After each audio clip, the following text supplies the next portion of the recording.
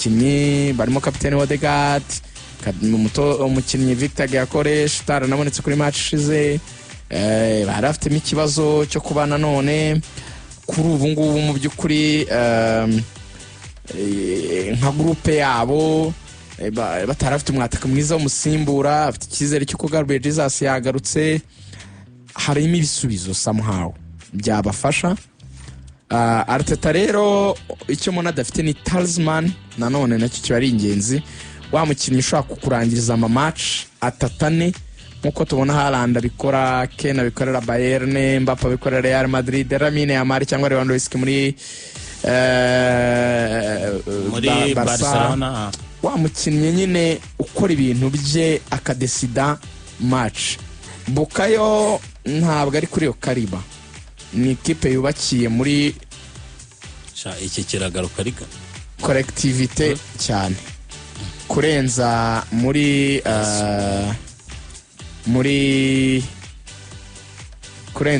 bwa bushobozi navuga ngo bwa rusange, nako mu bushobozi bw'umuntu umwe. Rero biba byiza kuba equipe iri collectif, nicyo ni ku mupira mu biremye, tugomba kugira equipe rwose yubakitse mu buryo yose nk'ikipe ikomera, yose nk'ikipe ishyira hamwe, yose nk'ikipe bari nziza, ariko kandi tukagira ikipe aho tugira ibisubizo by'umukinnyi ushobora kuba ari we ngenderwaho, ushobora kuba ari waduheka, ushobora kuba ari wadutabara mu gihe turi mu bihe bitugoye cyangwa bidukomereye. That's football nuko nabivuga. Nepo abantu bati Arsenal nibyo yaguze abakinnyi, yagiye ku isoko yaguze Andrea Berita mu sporting director mwiza wubatse ama equipe yatwaye ibikombe hirya no hino ku isi. Kandi bagiye no kongeramo umutaramu meze neza wo mutaliyani wubatse za Napoli na zande. Abenshi ariko abajya kure bamwe bemera babonye nka ba Thomas bavuga ati rwose Arteta ubona hari ikintu ikipe yibura cyo kutizera cyo kutizera ubushobozi bahari mu kibuga, ariko mentalite cyo baba babwiwe mbere ko baza ku kibuga, kuko no mutozo ubona ko gutegura abakinnyi muri côté mental, kubashyiramo ikintu gishoboka cyuko yatwara igikombe, kuko nawe hari Premier League agira nawe nigeze ayitwara nk'umukinnyi, wenda yaba yaritwe nk'umutozo wungirije muri Man City. Arsenal yicari tuze ni ifite ikipe ikomeye, cyangwa ubona hari nk'akantu kakibura ko wayinengo uhereye mu mitoreze ndetse no muri line-up yabo akaba bakongera n'abandi bakibena no mu kwa mbere? Reka ngaruke ku bice bibiri, wenda ngaruke ku kigendanye n'umutoza Mikel Arteta, ariko reka mbere ku kinavuze cya talisman mvandimwe rigani kirakomeye cyane, kuko buriya Arsenal yigeze kugitwarwa na Bukayo Saka, abantu bakavuga bati Bukayo icyaburanwe babantu bamwegera impanda, abo barutayizamu beza, abo bawinga cyangwa se ba nimero 10 nabo bashobora gutanga ibyunganira ibitego bya Bukayo n'amasist. Ariko wareba neza kuko abantu wenda nuko banabireberaga muri bya bindi ngo ni wa wundi urebesha rimwe hahandi ukabona nawe imibare si myinshi, si wa mukinnyi muri season uzaza ngo akora ibitego 25 yatsinda wenda atange na assist 10, si wa mukinnyi uzaza ngo atsinde 15 wenda na assist 20. Ukabona ko hari aho nyine bitari nawe imibare itari hejuru cyane, ahubwo nuko ari gukora ikinyuranyo mu bari bahari. Rero nyuma yo kuzana aba bakinnyi ba Victor Gyökeres n'aba bazubimendi n'abandi banaje, Bukayo amaze iminsi avuye mu mvune, ari umukinnyi bisa nkaho yaratwaye igihe kinini yarananiwe, ari umukinnyi bigaragara ko atakiri wa wundi abantu babona gufata Arsenal akayiheka ku mugongo wenyine ukabona hari ibindi bibura. Ubona icyo kintu bazagenda basufura. Reka nkubwire, uzi ko kimwe mu bigaruye equipe ya Man City ku ikarita cyangwa se bitumye uyu munsi iri mu myanya ya mbere ibiri, ni imibare y'uwitwa Erling Brot Halland. Sibyo gutsinda kuri match ya Liverpool, Halland erega muri season yonyine muri amaze gudatsinda muri match 3 zonyine mu ikipe y'igihugu no muri club. Urakoze. Nujya kuri Real Madrid nibyo araho inyuzamo igatsikira, ariko twavugaga Mbappe umara match 11 zose abona igitego scoring. Urareba ukavuga ati muri Arsenal ko na Bayern mufite Harry Kane ushobora guscoringa match ku yindi, amaze ugira ibitego 22 muri gihe match zikiri nka 10. Izo ni za equipe ndi kugaruka muri bya bihugu za championnat zikomeye. Niba Bayern iyoboye ifite umuntu nk'uwo, Real Madrid iyoboye ifite umuntu nk'uwo ubu uburyo birenga noneho cya kintu tuba tuvuga kuri Arsenal cyangwa se ushaka kuvuga mu Bwongereza ati ibyo ngibyo ni by'abantu batemera Arsenal ko yagaruka ariko kugira ngo tware igikombe cyangwa se ari ibyo ugeraho hari umuntu uba uyoboye mu kibuga wubakirwaho byose kugira ngo abayisirayeli bave muri Egiputa agomba kuba arimo Mose rwose uba bera umuyobozi akabajya imbere bakamukurikira cyane. Arteta rero iyo udafite umukinnyi nk'uwo muri situation nk'iyi nawe wirinda gukora amakosa cyane cyane mu buryo bw'imipangire no mu buryo bwo kwanima umukino. Ubwo uri muri animation no kugendana n'umukino ukamenya uko ujera umukino. Ari n'abantu bagaruka ikintu kivuga ngo Arsenal ubu ni iki yasaba Andrea Bertrand afatanyije na Michel bavanye muri Napoli kugira ngo bajye ku isoko bamushakire undi mukino. Gabriel Jesus yagarutse na Kai yagarutse n'abantu ni Madueke barabagaruka na Baode baragarutse. Iyo ni groupe nini utahera hujya kwa kundi mukinnyi Andrea Bertrand umukomandira. Buri secteur ifite byibuze ku mwanya abakinnyi babiri hari nabo bafite batatu. Dore ikibazo rero ngiye mbona kuri Arsenal ni nacyo impungenge igenegeze kugira ari naho abakunzi ba Arsenal bagomba kumenya ko impungenge bagira zigomba kuba zishingiye. Uwitwa Mikel Arteta ni umutoza watweretse yuko kugeza Arsenal ku myanya ibiri ya mbere muri shampiyona akabikora rimwe akabyongera kabiri ko hari intambwe ari gutera nawe ashobora kuzagira ibyahesha Arsenal ari cyo gikombe cya Premier League. Ariko nanone Arteta ya groupe nini ya swadi nini noneho ufite ari nacyo aburaga abagutwaraga ibikombe bakoreshaga utari ufite iyo swadi nini ubirahari. Ariko se nukuba swadi hari gusa cyangwa akazi gakomeye ubwo nukujera iyo swadi ntubikoreremo amakosa. Abanyeshuri ba Pep Guardiola umuntu mbona usa nkaho ujya ukora ubufindo nk'ubwa Pep Guardiola cyangwa ushaka gukora ubwo bufindo nabonye ari Mikel Arteta nyuma yaboneye iyi swadi nini. Bura Pep arukuntu agira cyakavuga ati mfite swadi nini mfite n'abakinnyi benshi reka mvumbure fata umukinnyi muzane mu mikinire runaka ku mwanya runaka tarasanzweho ndebe ko nabyo ari umuvuno uri buryo. Iyo uriye nibyo ni success indabo za urazihabwa ukitwa professor n'umuvumbuzi mu bundi buryo ariko niyo byanze nyine equipe yawe irakubitwa. Hari amakosa abiri Arteta yakoze muri iyi saison yirinde no kuri match ya Sunderland nabonye asa nk'ushaka kuyakora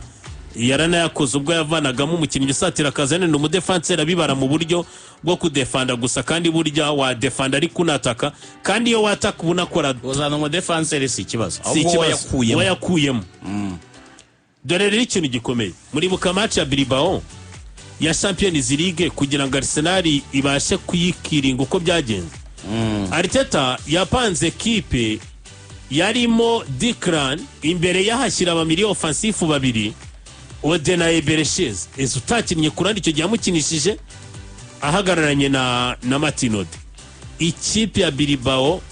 mediani rabadomina Arsenal gukura umupira hagati mu kibuga ngo yushyire mu mpande biragorana. Muri build up byageze abo basaribana ba Magraesh imipira bayishyira batimbere bakayijyana imbere bayinyujije mu mpande kuko muri mediani byagaragaraga ko biri kugorana. Kubera iki byagoranaga? Iyo babaga badafite umupira mu gihe cyo kurekipera byaragoranaga. Kubera iki? Ebereshez ntabwo uri umubwire ngo aje gukina box to box agufashe kurekipera nkuko Declan aba ari wahagaze yabikora. Reka tubyemere ko Declan yagiye gukasa ariko wabonaga ko biri kugorana kuruta uko Zubimendi yaba hari ngo abikore. Byasabye ko Arsenal igira imvune ya Ode ahita azana Zubimendi nibwo Arsenal yabonye kwiregrupa itangira gukina je yabo match barayisoza Bilbao iribura noneho burundu.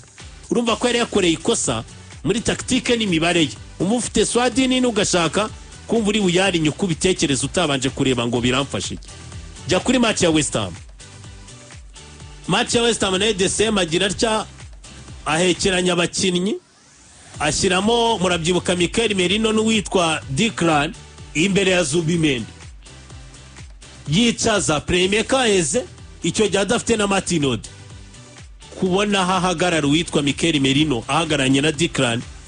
Zubimendi abahuga umupira ukabona umupira nturenga ku kaziga kawo bakinnyi batatu nese kipe imbere za kinite nandi wabonaga birangira aba bakinnyi ba defenseur narabakunze bo bahita bafata umwanzuro uvuga ngo muri build up ntabwo umupira wacu uri buce muri mediane ngo utindemo kuko biragaragara ko block ya West Ham turi kubasha kuyicamo bahitaga bakinisha abakinnyi bo mu mpande ugasanga na rutezamu Victor Jokles yigiriye mu mpande kuba ari hakinira umupira vuga ngo Arteta nicyo kintu agomba kumenya ibintu byarahindutse muri Arsenal haracyari june nyinshi mu buryo bukomeye cyane urasabwa kujya umenya ngo kujera imikino umenye adversaire mugiye guhura uwo ari we n'uburyo ushobora guturuna effective yawe no mu buryo ugendana n'umukino ese ndakuramo nibyo uwuhe mukinnyi kugira ngo zane Mosquera ni byiza kugeze mu minota wa defend ariko bro reka nkubwire uzi ko umutoza wa Sunderland mu minduka yari yakoze yagize acyazana Brand Broby avanamo Isidore azana Shamseddin Tarbi urumva azana Simon Adingra azana na Eliezer Mayenda Doku aba bakinnyi bose bane n'abakinnyi basatira bamwita Eliezer Mayenda Doku uriya Eliezer Mayenda niwe watsinda ibitego kuva muri kimwe cya kabiri bazamuka mu cyiciro cya mbere na finali Wembley yaratsinze no mukino ufungura Premier League no mwaka yaratsinze urumva adversary wawe muri guhangana azanya abakinnyi bane basatira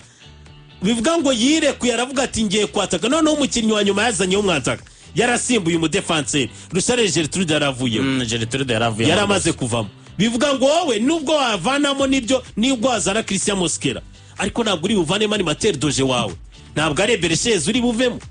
rero Arsenal izo details zose Arteta arasabwa kuzijera kugira ngo azabashe kwikura muri uru rugamba bitabaye ibyo rwose yagenda pe yarikora Ligani ndayishimiye Arteta mu gihe atatwara igikombe cya championnat cyangwa Champions League akwiriye kwirukanwa gatatu ntabwo kwirukanwa rimwe yes no kumusezerera muri iyi season n'umuzabanje ekipe irahagije kugira atwara igikombe nyuma yayo nta kindi namwihanganira umuntu wese ubwo yaba azakora iki kindi akazagitwara mu mwaka ukora iki oya yagerageza undi Dawsi ni Opta iravuga iti dore ko Premier League ishobora kuzasozwa igendeye kuri current form igendeye ku nabonye bateranyije amanota ikipe yakuye away ayo yabonye home bahita bakora ijanisha bareba amanota buri kipe ibona ku mukino bahita bahuza n'iminsi 38 uremera ko Arsenal, Man City, Chelsea na Sunderland zaza mu makipe ane ya mbere kipe 3 zamanuka West Ham, Nottingham Forest na Wolverhampton. Opta kuri buri june isohora prediction bakora prediction zabo kuri buri june ukirangiye bitewe nuko equipe zitwaye kuko urebye inyisha aho ziri n'ubundi henda gusa nkaho ziri cyangwa zabaye igihe kinini kuva ino sezo yatangira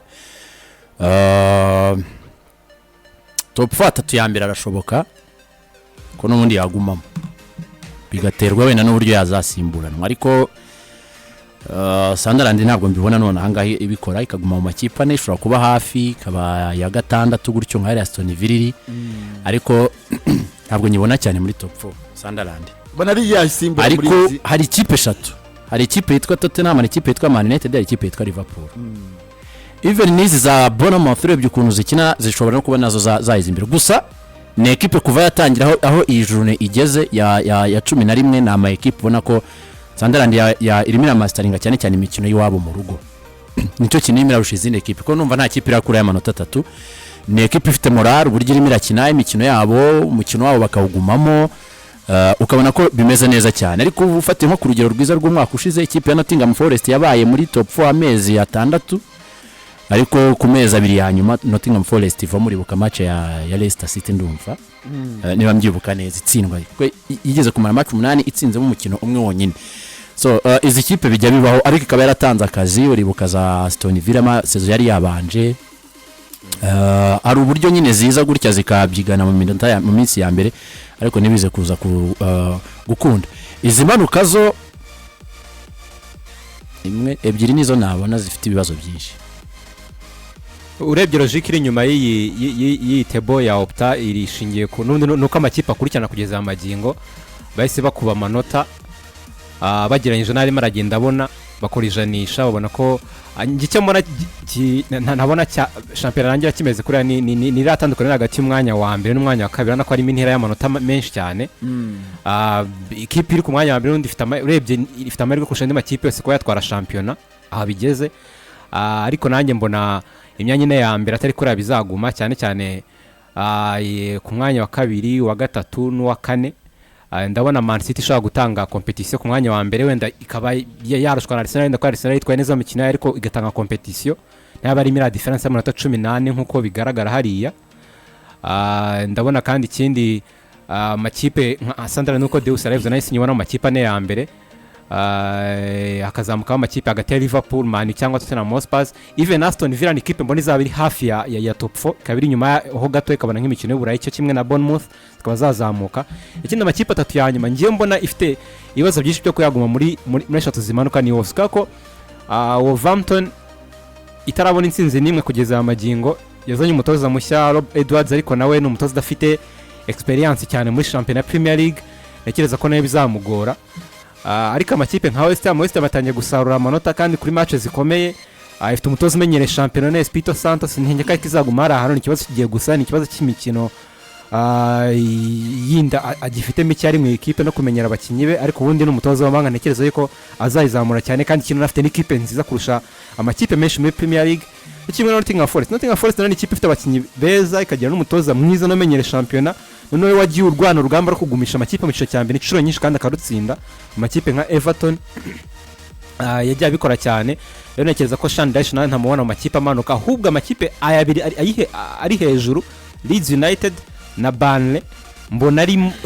yashaka kuzaza kiyongera kuri Wolverhampton zikazamanukana ariko ubundi ari atatu ya nyuma siko mbona zarangiza urutonde rwa shampiyona okay dawu abapunditsi ba TNT Sport bavuze ko abenshi uretse babiri gusa bayobowe na Joe Lescott sinzi niba mumwibuka abaye mu defenseur muri Manchester City Joe Lescott wari ufite amasoso yavuze ko Man City nziza ubu irusha Arsenal nziza barimo bavuga uyu munsi avuga ko ifite umurutayizamu ushobora kuyiha igikombe yego anavuga ko ubwiza bwonyine bwo kwitwa ko ari Man City nziza biruta ubwiza bwa Arsenal mu gihe Joe Cole ndetse na Owen Hargreaves aribo bonyine basa nkaho bavuze ati Arsenal ishobora kuba ifite Declan Rice mwiza ishobora kuba ifite Bukayo Saka mwiza ishobora kuba ifite elema zirusha za Man City yanavuze ko Owen Hargreaves we yavuze ko kuba byonyine udafite nimero 2 mwiza udafite 3 mwiza muri league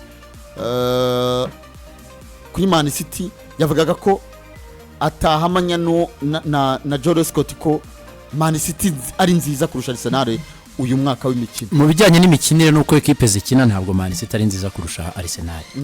ariko dore ahantu ndumva ni kuwa gatatu twanabikozeho natwe debo